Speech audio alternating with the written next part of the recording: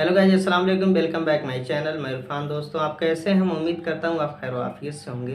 दोस्तों, आज आपके सामने एक वीडियो लेकर आया हूँ जिसका टाइटल है साइंस बिहाइंड बुराक एंड वाक़िया मेराज। दोस्तों, वीडियो बहुत इंटरेस्टिंग होने वाली है। चलते हैं वीडियो पर, बने रहते हैं और देखते हैं साइंस की उस पर क्या राय है। उर्दू कवर के मुअज़्ज़िज़ दोस्तों, मैं हूं माजिद मलिक और आप तमाम देखने और सुनने वालों को अस्सलाम वालेकुम। नाज़रीन ग्रामी, वाक़या मेराज या सफ़र मेराज इंसानी अक्ल को दंग करने वाला वाक़या है। इस वाक़े में अल्लाह रब्बुल इज़्ज़त ने अपने महबूब ख़ातमुन नबीयीन हज़रत मोहम्मद सल्लल्लाहु अलैहि वसल्लम और खुद के दरमियान तमाम पर्दों को गिरा दिया। लेकिन साइंस इस वाक़े को तस्लीम करने में हीलो हुज्जत से काम लेती है और अपनी अक्लो दानिश के मुताबिक नित नए तजुर्बात करके कुरान मजीद में बयान किए गए तमाम हकायक को परखने की तगोदौ में रहती है। साइंस ये सवाल करती है कि अगर रोशनी की रफ्तार से सफर किया जाए, यानी अगर बिजली की तेजी से कोई भी इंसान सफर करे, तो भी ये नामुमकिन है कि एक ही रात में, एक ही लम्हे मौजूद में मस्जिदुल हराम से मस्जिद अक्सा और फिर मस्जिद अक्सा से पहले आसमान और यूं दर्जा बदर्जा सातवें आसमान और उससे आगे सिदरतुल मुंतहा और उसके बाद सिदरतुल मुंतहा से भी आगे यानी अल्लाह सुब्हानो व तआला के अर्श तक पहुंचे और फिर अपने खालिक व माबूद से मुलाकात का शर्फ हासिल करके वापस भी आ जाए। ये सब स्पीड ऑफ लाइट से भी मुमकिन नहीं है। लेकिन यहां सवाल ये पैदा होता है कि फिर नबी करीम सल्लल्लाहु अलैहि वसल्लम ने यह सफर मेराज कैसे किया। आज की मॉडर्न साइंस इस वाक़े पर किस तरह के नित नए तजुर्बात कर रही है। आज की वीडियो का मौजूद सुखन वाक़या मेराज की साइंसी हकीकत से शनासाई देना है, लिहाजा इस कीमती वीडियो को शुरू से लेकर आखिर तक जरूर देखिएगा। तो आइए चलकर मौजू का बाकायदा आगाज करते हैं। मुअज़्ज़िज़ दोस्तों, जैसा कि आपके इल्म में है कि मगरबी दुनिया आए रोज कोई न कोई इनकलाबी खोज लगाती रहती है और क्योंकि ये दौर टेक्नोलॉजी का दौर है तो इस हवाले से आज के दौर में हैरत अंगेज मशीनरियों की भरमार हो चुकी है। इन्हीं में से एक मिस्ट्री टाइम ट्रैवल भी है, जिसका मतलब यह है कि वक्त में सफर करना, माजी में पीछे चले जाना या मुस्तकबिल में आगे चले जाना, जिसको मगरबी दुनिया में बहुत ज्यादा प्रमोट किया गया है कि इस टेक्नोलॉजी की मदद से ऐसी डिवाइस बनाई जा चुकी है जिसकी मदद से वक्त में सफर को मुमकिन बनाया जा सकता है। लेकिन क्या आप जानते हैं कि कुरान मजीद फुरकान हमीद में 1400 साल पहले ही बयान कर दिया गया था कि जब नबी अकरम सल्लल्लाहु अलैहि वसल्लम मक्का मुकरमा से मस्जिद अक्सा पहुंचे, अगर उस दौर के मुताबिक ऊंट या घोड़े पर सफर किया जाता तो इस सिलसिले में 30 या 40 दिनों का वक्त लग सकता था।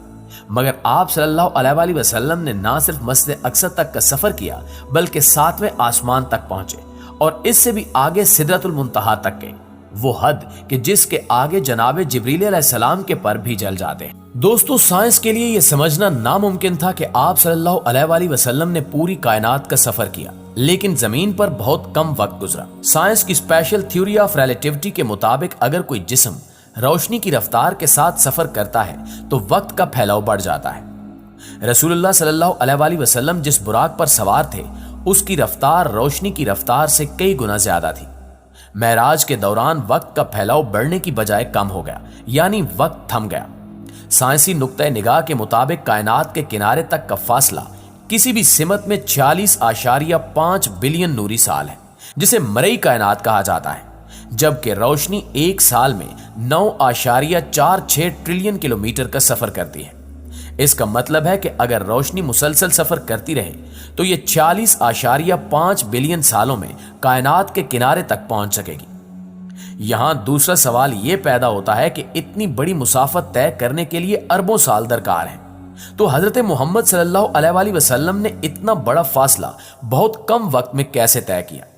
बेशक ये अल्लाह की कुदरत है कि जिसने अपने महबूब के लिए वक्त को समेट दिया।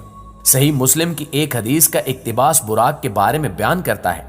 आप सल्लल्लाहु अलैहि वसल्लम ने फरमाया, मेरे लिए बुराक लाया गया जो एक सफेद और लंबा जानवर है, जो गधे से बड़ा है लेकिन खच्चर से छोटा है, जो अपने खुर को उसकी हद के बराबर फासले पर रखता है, जबकि बुराक के लफ्जी मानी बर्क यानी बिजली की सी तेजी के हैं, यानी बुराक बिजली की रफ्तार से कहीं ज्यादा तेज रफ्तारी से सफर कर सकता था। दोस्तों, वाक़या मेराज हमारे प्यारे नबी हजरत मोहम्मद सल्लल्लाहु अलैहि वसल्लम का मौजज़ा है। मेराज के सफर के दौरान आप सल्लल्लाहु अलैहि वसल्लम ने पूरी कायनात की सैर की। आप सल्लल्लाहु अलैहि वसल्लम ने अल्लाह ताला से मुलाकात की और आप सल्लल्लाहु अलैहि वसल्लम ने जन्नत और जहन्नुम का मुशाहिदा भी किया। آپ صلی اللہ علیہ وسلم نے تمام انبیاء اور تمام رسولوں سے بھی ملاقات کی۔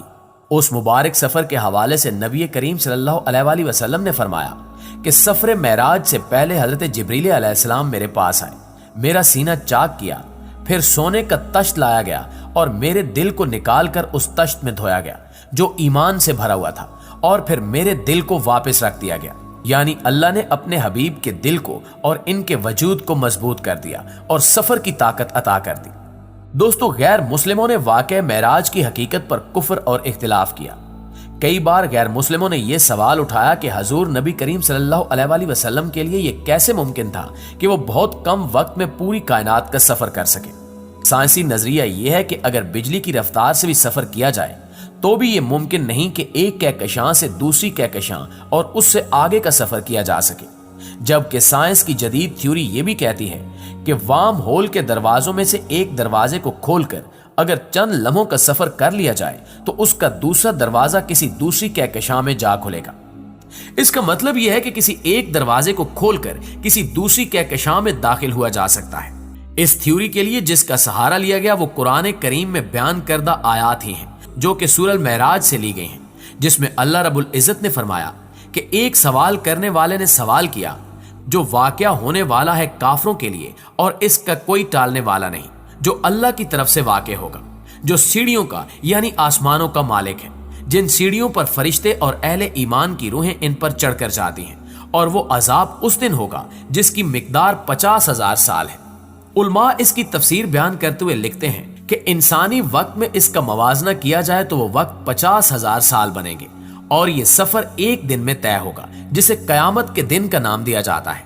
اور بالکل اسی طرح سے اللہ نے وہ سیڑھیاں بنا رکھی ہیں، یعنی وہ دروازے جو ایک آسمان سے دوسرے آسمان تک کا سفر محض ایک دروازہ کھلنے کا ہے۔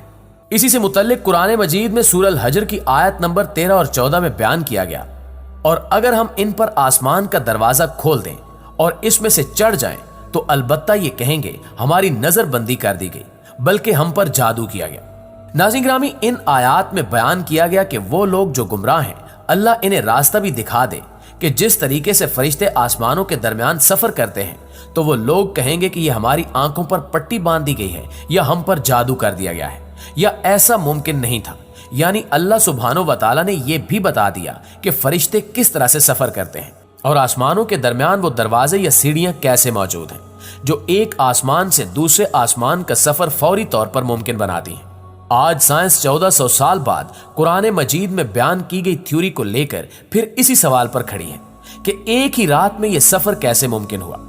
سائنس آج بھی یہ ماننے کو تیار نہیں کہ کوئی بشری وجود یا انسانی جسم بجلی کی رفتار سے یہ سفر کرے اور اس کے بعد وہ انسانی جسم کی صورت میں باقی بھی رہے، کیونکہ سائنسی علوم کے مطابق کوئی بھی شے بجلی کی رفتار سے سفر کرے تو وہ اپنے وجود کو بدل ڈالے گی، اور اگر بجلی کی تیزی سے یہ سفر کیا جائے تو کئی بلین سال تک کا وقت درکار ہو سکتا ہے۔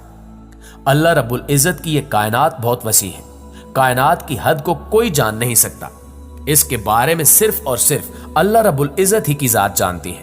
یہ سفر کیوں کر ممکن ہو سکا، اللہ رب العزت کی اپنے محبوب سے ملاقات کے دوران کیا کیا باتیں ہوئیں، اس کے بارے میں اللہ اور اس کے رسول ہی بہتر جانتے ہیں۔ جی تو معزز دوستو، یہ تھی ہماری آج کی ویڈیو کیسی لگی کمنٹ کر کے ہمیں ضرور بتائیے گا۔ انشاءاللہ آپ سے ملاقات ہوتی ہے اگلی ویڈیو میں، تب تک اپنا خیال رکھیے۔ اللہ نگہبان۔